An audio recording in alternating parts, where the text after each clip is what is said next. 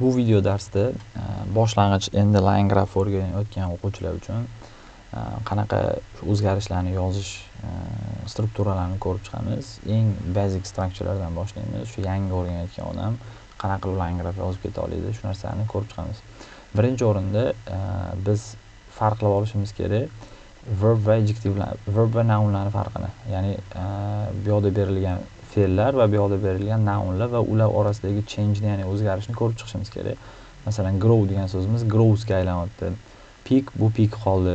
Go up degan, ya'ni o'sdi degan verbni nouni yo'q, mana noun absent. Buni noun ko'rinishda ishlatib bo'lmaydi. Ya'ni qanaqa yana so'zlarni noun ko'rinishda ishlatib bo'lmaydi? Faqat verb shaklida ishlatish kerak yoki qaysi so'zlar, mana misol uchun fluctuate bu fluctuation ga o'zgardi. Shularni hammasini ko'rib chiqishimiz kerak. Bular bizga basic vocabulary sifatida xizmat qiladi. Change'larni, o'zgarishlarni tasvirlab berish uchun. Ikkinchi narsa, o'sha o'zgarishlarni qanchalik darajada tez yoki sekinligini bildiruvchi adverb va adjectivelar. Bularni o'rganib olishimiz kerak bo'ladi. Birinchi o'rinda mana strong deb qo'ygan, boshidagi 4 tasi o'zgarish kuchliroq bo'lgan paytda, ya'ni tez o'sgan paytda, mana Jim Carseels agar bunaqasiga o'sib ketganda shuni ishlatsak bo'lardi.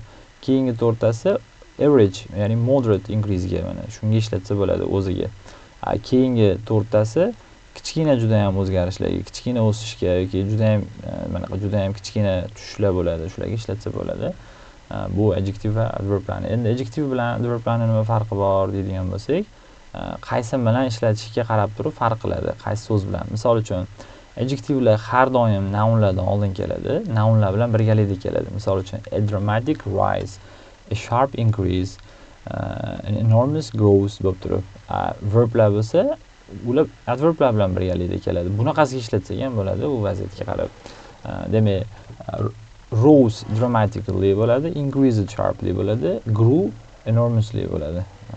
Demak, qaysi so'z bilan qaysi so'z birgalikda kelishini tushundik. Endi o'sha strukturaga, ya'ni basic eng kerak bo'ladigan, birinchi o'sha umuman yozishni bilmaydigan odam uchun 6 ta kerak bo'ladigan strukturani o'rgansak bemalol bo'ladi.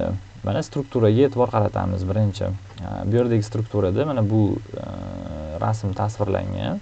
Ya'ni GM Carseels, o'sha GM mashinasining savdosi 1960-yildan 2010-yilgacha o'sganligi berilgan va 5 dan 105 gacha o'sgan o'sha общий davr davomida. $1 million berilyapti savdo. Endi shuni biz har xil 6 ta struktura bilan yozishni o'rganib chiqishimiz kerak. Birinchi strukturada mana ko'rinadigan bo'lsa, birinchi strukturada aytilyaptiki, GM Carseels oddiy increases significantly from 5,000 to 105,000 between 1960 and 2010. Demak, 1960 yil va 2010 yil orasida 5,000 dan 105,000 ga o'sgan GM mashinasining savdosi. Bu yerda oddiy verb plus adverb formulasidan foydalandi. Biz hammasini shunaqa yozib chiqsak bo'lardi. Misol uchun, agar tushgan bo'lganda, mana fallni o'tgan zamoni fell moderately desak bo'lardi yoki reduced slightly desak bo'lardi. Demak, oddiy verb plus adverb anaqasidan foydalandi, formulasidan foydalandi bu yerda. Endi ikkinchi strukturada bo'lsa, there was bilan beryapti bu yerda. Mana there was a significant increase of 100,000 in GM Carseels from mana between shu yildan shu yilgacha shu 5,000 dan 105,000 ga o'sgan GM mashina savdosida, ya'ni o'sish bo'lgan deb turib beryapti. Endi bu yerda bizga qiziq narsaga duch kelamiz. Bundan keyin ishlatilayotgan strukturalarning hammasida, ya'ni there was, hozir bu there is zeradan kelib chiqqan. Bulardan keyin har doim adjective plus noun ishlatishimiz kerak bo'ladi. Ya'ni biz hozir undan oldin ishlatgan oddiy verb plus adverb formulani bu yerda ishlata olmaymiz. Endi there is zeradan keyin adjective plus noun ishlatishimiz kerak bo'ladi. Endi mana misol uchun bu yerga yozadigan bo'lsak, o'tgan zamonda yozadigan bo'lsak, agar there was a tushish bo'ladigan bo'lsa, agar ozgina tushish bo'ladigan bo'lsa, there was a slight fall in deb turib qayerda tushish bo'lganini berardik. Misol uchun, the number of thefts, mana o'g'riliklar sonida tushish bo'ldi deb turib bergan bo'lardik. Bu in muhim narsa, o'sha tushishni qayerda bo'lganligini ko'rsatib turadi. Yoki bo'lmasa, agar o'zgarish bo'lmaganda umuman biror narsada o'zgarishsiz qolganda there was a leveling out in the number of theft degan bo'lardik. Ya'ni o'sha o'g'irliklar sonida anaqa bo'lmadi. O'zgarish umuman bo'lmadi degan bo'lardi. Shu yerda ko'p o'quvchilar there was a leveling out ni o'rniga stand steady, stay constant degan so'zlarni qo'yib qo'yadi. Mana shu leveling out degan so'zni o'rniga agar biz there was a remain steady degan so'zni qo'yadigan bo'lsak, ya'ni biz bu yerdan so'zni olib qo'yadigan bo'lsak, noto'g'ri bo'ladi, chunki bu noun formatda emas, biz verb formatini olib, ya'ni fe'l shaklini olib turib ishlatayotgan bo'lamiz va bu umuman mumkin emas hisoblanadi. Chunki there was dan keyin har doim nima ishlatishimiz kerak edi? Adjective plus noun ishlatishimiz kerak edi. Shuni tushunib olsak bo'ldi. Bu yoqda mana verblar, nounlar boshida ko'rib chiqqan bo'lishimiz kerak, ajratgan bo'lishimiz kerak bir-biridan. Endi keyingi strukturada Jim Car Sales deb turib, there is zero bilan bergandan keyin bu ikkinchi struktura bo'ladigan bo'lsa, uchinchi strukturada there is zero dan keyin subjectni berib turib C plus adjective plus noun bilan yozadi. Ya'ni nimadir narsa ko'rdi, o'sishni, nimadir narsa ko'rdi, tushishni deb turib bo'ladi. O'zbekchada tarjimasi bu yerda sal grammatik ashibga ketgan. GM car sales. Shu yerda the number of cars saw a significant growth in their sales bo'lish kerak endi. Hozir boshqacha yozib beraman. Shu mana C plus adjective noun ketgan. Shu mana shu narsaga e'tibor qilmaysizlar, shu noto'g'ri ketib qolgan sal. Bu strukturada, ya'ni bu yog'i o'sha C bilan, register bilan, had bilan yozayotgan paytda hammasi bir xil strukturada, ya'ni adjective plus noun bilan ishlatiladi. Masalan, had ishlatmoqchi bo'lsak, GM mashina savdosida o'sish bor edi degan ma'noni bildiradi. Registerdan keyin yana xuddi shunaqa adjective noun ishlatsak bo'ladi. Mana misol uchun, hozir mana bu yerga pastga yozadigan bo'lsak, o'sha C bilan xuddi shu narsani the number of GM cars yoki bo'lmasa the number of cars saw a significant growth in their sales bo'lish kerak. Ya'ni mashinalarning soni anaqani o'sishni ko'rdi, o'zini savdosida bo'ladi yoki bu number of umuman ishlatmasdan prosta GM cars saw a significant growth in their sales. Mana shu idealniy variant hisoblanadi. Nimaga deganda bizda baribir sale'da amount berilganda number ishlatsak xato bo'lib qolishi mumkin. Shuni ishlatishga hushyor bo'lish kerak. Ishlatmagan ma'qulroq. Demak, GM cars saw a significant growth in their sales deb yozsak bo'lar ekan. Endi bu saw yozgandan keyin xuddi shunaqa qilib turib, masalan, o'sha the number of theftga to'xtalayotgan bo'lsak, demak, o'g'irliklarning soni haqida yozayotgan bo'lsak, shu o'g'irliklarning soni deb turib registered bilan yozsa ham bo'lar edi. Masalan, mana registered a dramatic fall, ya'ni kuchli tushgan, bu juda ham katta tushga erishgan, ro'yxatdan o'tkazgan tushishni degani. Endi bu register shu tushda experience degan ma'no bilan bir xil. Fall to mana 20,000 deb turib yilni yozib qo'yamiz, 2010-yilda.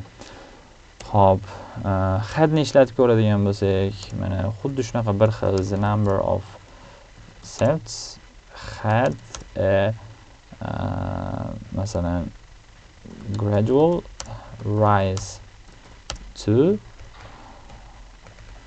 30,000 in 2010. 2020-yilda 30,000 ga sekin-asta ko'tarilib bordi, ya'ni ko'tarilish bo'ldi degan struktura bo'ldi bu. Demak, общий xulosa qiladigan bo'lsak, mana birinchi subjectni qo'yar ekanmiz, ya'ni subject nima bu?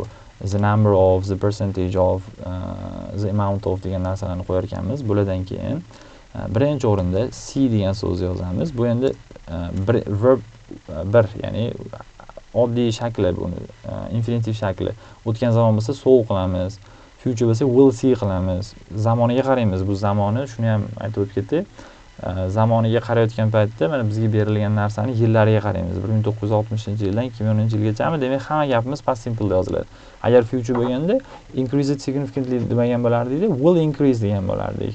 There was a significant increase demagan bo'lardik, there will be a significant increase degan bo'lardik. Future qilib yozgan bo'lardik buni hammasini. Demak, see degan so'z ishlatsa bo'lar ekan, keyingisi register degan so'z ishlatsa bo'lar ekan, have ili has ishlatsa bo'lar ekan, plural yoki singular ligidan kelib chiqib turib va undan tashqari demak there was ishlatsa ham bo'lar ekan.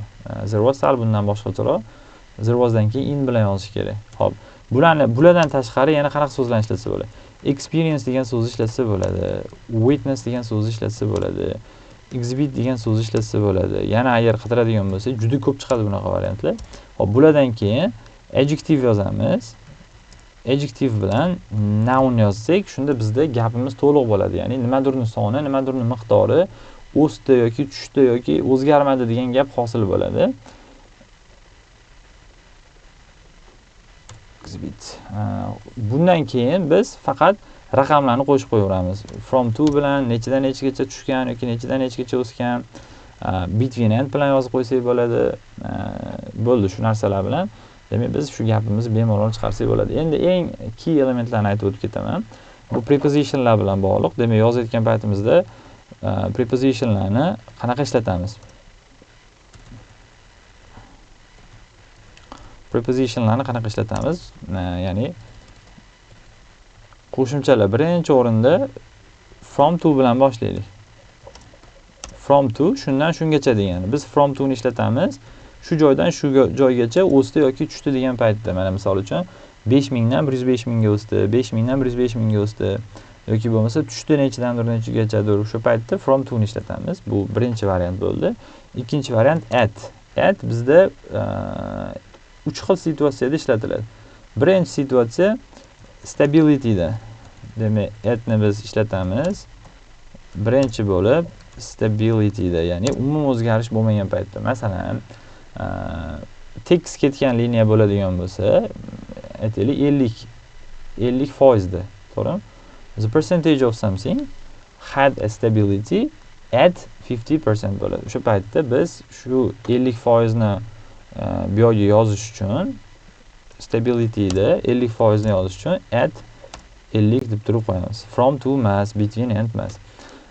Keyingi o'rinda shu from to bilan between and ni ham qo'shib ketsa bo'ladi. Nechidan nechigacha o'sgan yoki nechidan nechigacha tushganligini yozish uchun. Bular bilan yillarni ham ishlatsa bo'ladi.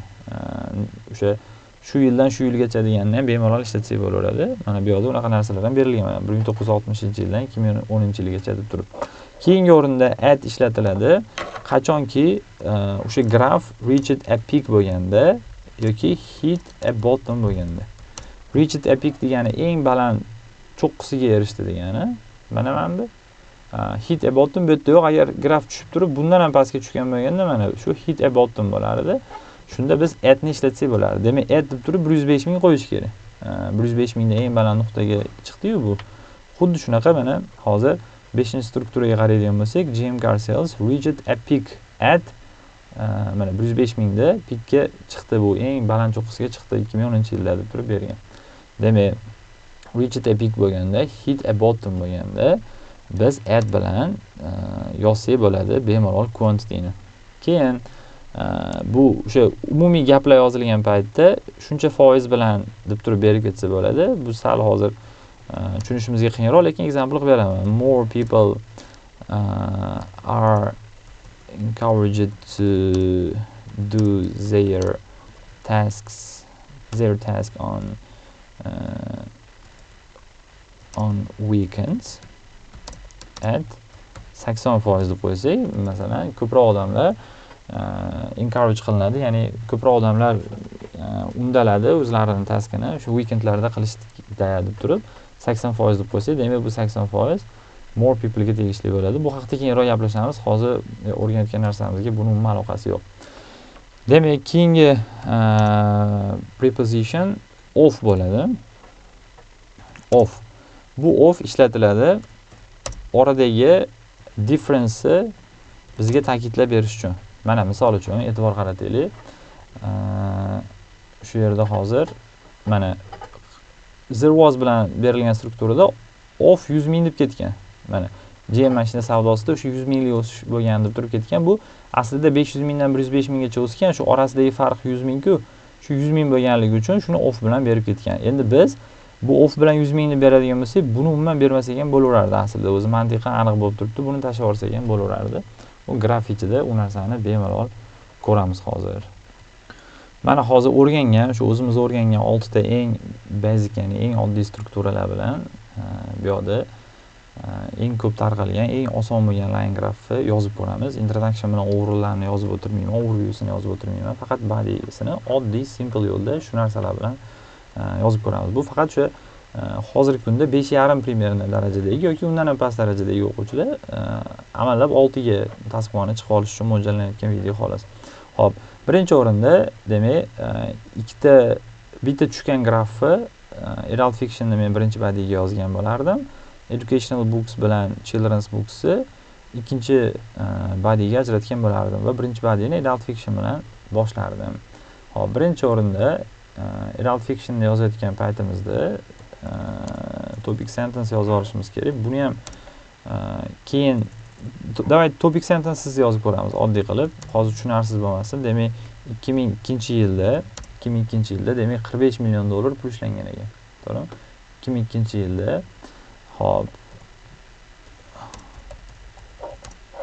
Demak 45 million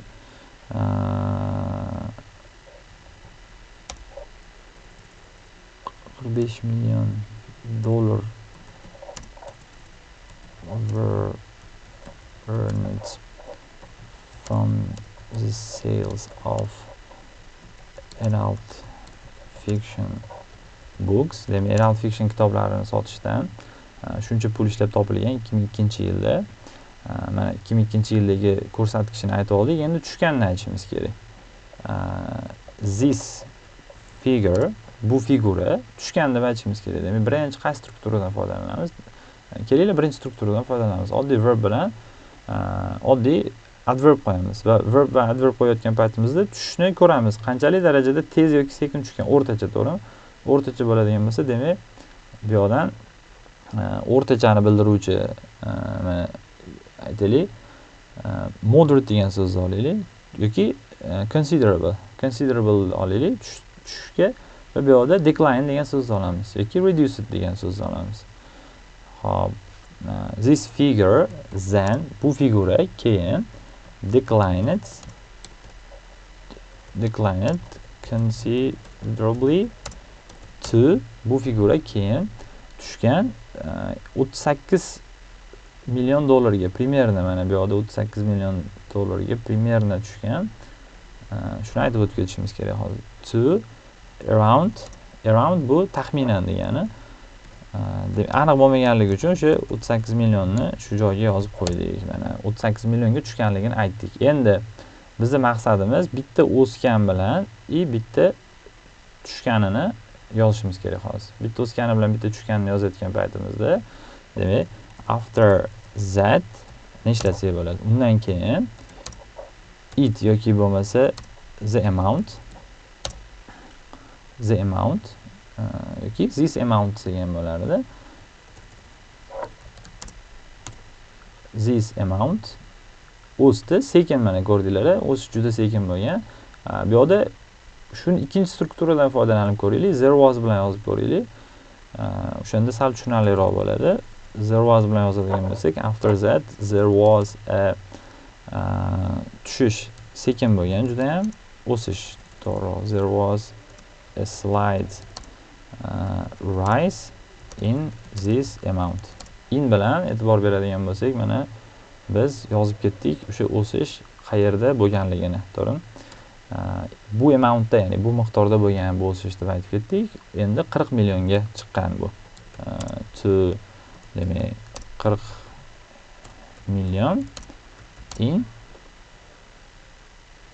nechinchi yilda? 2004-yilda. Bu yoqda 38 milliondan keyin 2003-yilda deb yozib qo'yishimiz kerak edi. Bu обязательный shart qolib ketmaslik kerak bu in bilan.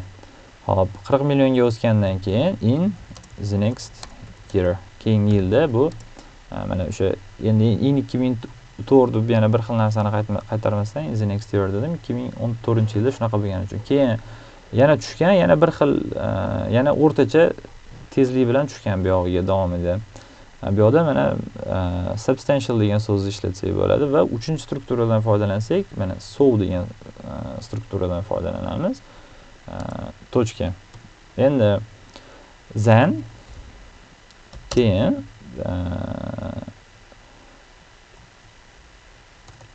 bu adult fiction books edi.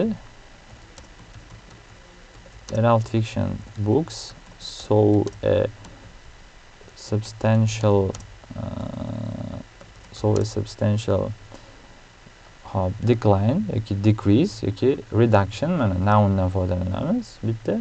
So a substantial reduction to necha foizga tushganini qaraymiz. 30%, 30 million dollar ekan. Demak, 30 million dollarga tushgan in the final year, eng oxirgi yilda. Bo'ldi, shu bilan bizni birinchi badiyimiz tugadi. Bu o'sha grammatik xatosi yo'q bo'lsa 6 balli graf anaqasiga o'xshaydi, badiysiga o'xshaydi. Endi e'tibor beradigan narsamiz mana bog'lovchilar then, after that va yana bitta then yoki following. Shu thenni bu yoqda then ishlatganimiz uchun following that ga o'zgartirib qo'yaylik. Har xil bo'lishi uchun. Demak, bu endi kichkina harf bilan yoziladi. Bo'ldi. Mana in the final year biz ishlatdik. Har doim in 2002, in 2003, in 2004 demasligimiz uchun. Va then, after that, following thatlar gaplarni bir-biriga bog'lab turibdi. Endi bundan baland urinda, bundan yaxshiroq yoziladigan urinda shu bog'lovchilarni yo'qotib turib, ikkita uchta gapni bir-biriga qo'shib yozish o'rgatiladi. Bundan keyingi videoda xuddi shu narsa ham bo'ladi. Mana oddiy demak basic version of the line graph. Bu o'sha 5,5-6 balli line graph, 6 balli desa bo'ladi, hisoblanadi. O'sha yangi o'rganayotgan o'quvchilar bemalol buni ishlatsa bo'ladi.